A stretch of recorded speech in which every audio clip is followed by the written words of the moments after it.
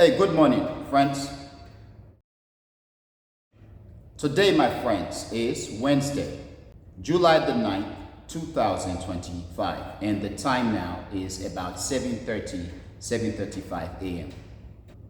So, friends, I want to talk briefly about Operation Midnight Hammer, and I want to talk specifically about the fact that Midnight Hammer could have been a failure, or that many are saying that it is or it was a possible failure.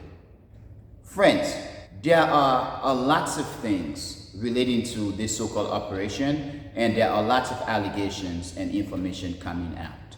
And many are basically pushing forward a theory that I myself have had for the past week or 2 weeks now.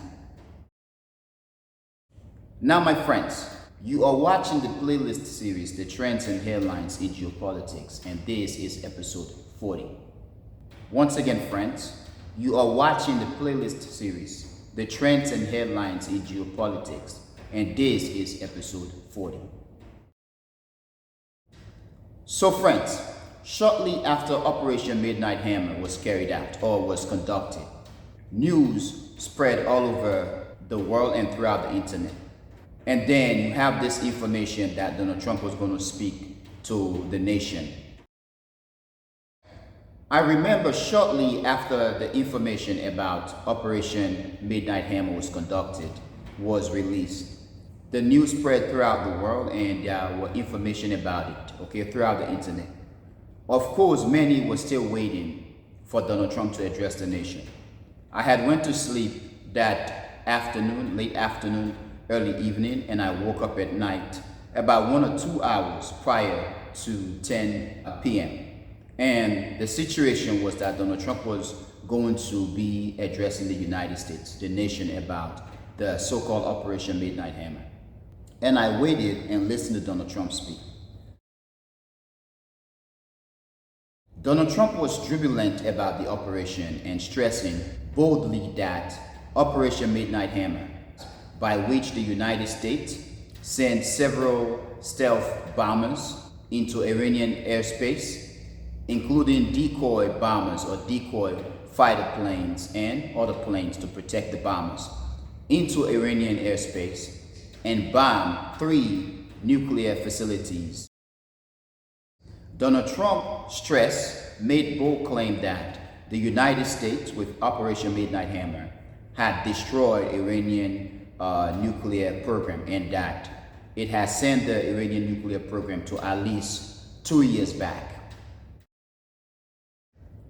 However, friends, in the following hours and days after Donald Trump announced to the nation, to the United States, that he had carried out or conducted Operation Midnight Hammer, members of his team, his administration officials, such as Hegseth and so on, in press conferences, echoed what President Trump said, justified the whole idea of the American attack on Iran, which was an unprovoked attack, an attack of aggression, and stressing boldly that the United States had destroyed Iran's nuclear program and that the United States had sent it 2 years back.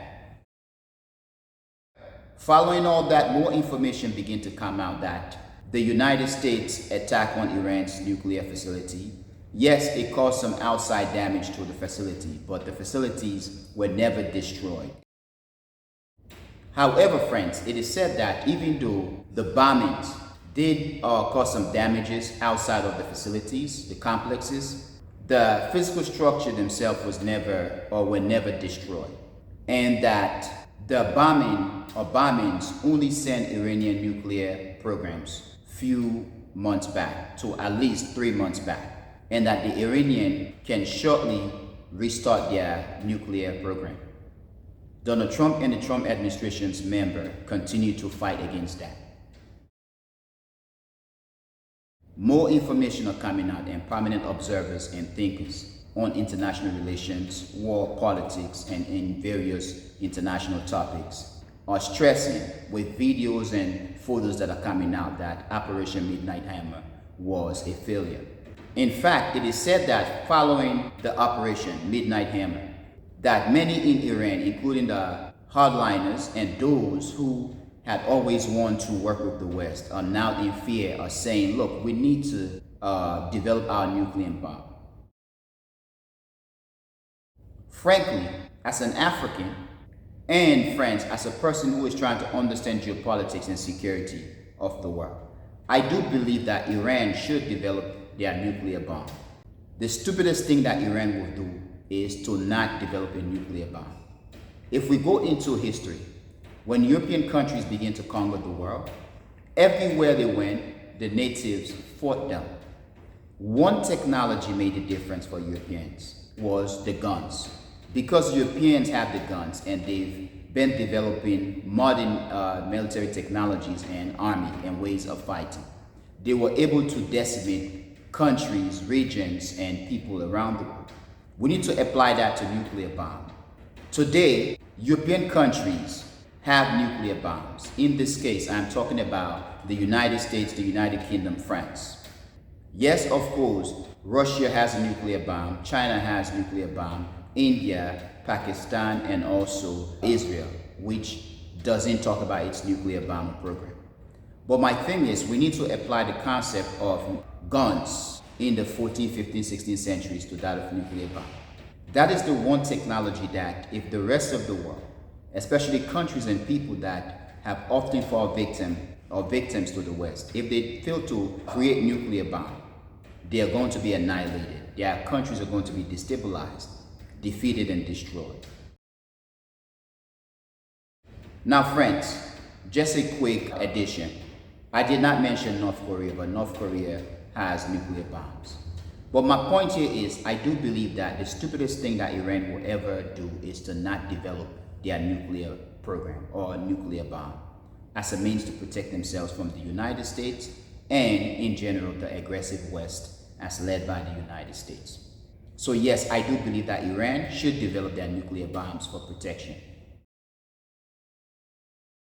As an African, I do believe that it is time for African countries, sub-Sahara, black African countries, to unify, to become one country. And this to then form an alliance, a strong relationship, cultural, technological, financial, academic relationship with the Afro-diasporic countries, such as Haiti, Dominican Republic, and so on, all the African diaspora countries. But a unified Africa has to have a nuclear bomb as a means to defend itself. It has to develop itself technologically, economically, financially, and militarily as a means to stay alive, to sustain, to survive. It has to have ownership of its raw materials and resources, and so on and so on and so on. So friends, Operation Midnight Hammer, as much as Donald Trump and members of his administration continue to spill the beans, okay? Spew the nonsense that it was a success. Many in the United States and around the world, and especially prominent scholars and observers on international relations, continue to assert that Operation Midnight Hammer was a failure. In fact, it is said that because of Operation Midnight Hammer, Iran and many in Iran are beginning to review the notion of whether they should then begin to develop their nuclear bomb. And many in Iran are saying they need to develop nuclear bomb. But one thing came out recently is that the assassinations of Iranian military leadership and also Iranian scientists that have been occurring was a result of the IAEA, the International Atomic Agency, giving to Israel coordinates and the secret locations or secrets of Iranian nuclear facilities or Iranian nuclear program, Iranian scientists, and so on. And this, my friends, is said to have provided opportunities enabling Israel to carry out assassination campaigns into Iran or assassination campaigns of Iranian officials, military officials, leaders, and also scientists. As a result of that, Iran is now saying that they do not want anything to do with the IAEA. They do want the IAEA to leave Iran, and that they are not going to give the IAEA any information or any rights or any opportunity to go within Iran to investigate or to review their program or whatsoever. Because, as I've said before, the IAEA is now being proven to be a part of the Western military campaign. Basically, it is an arm of the Western United States and Europe dominance upon the rest of the world, and especially upon the global south. It is part of their military.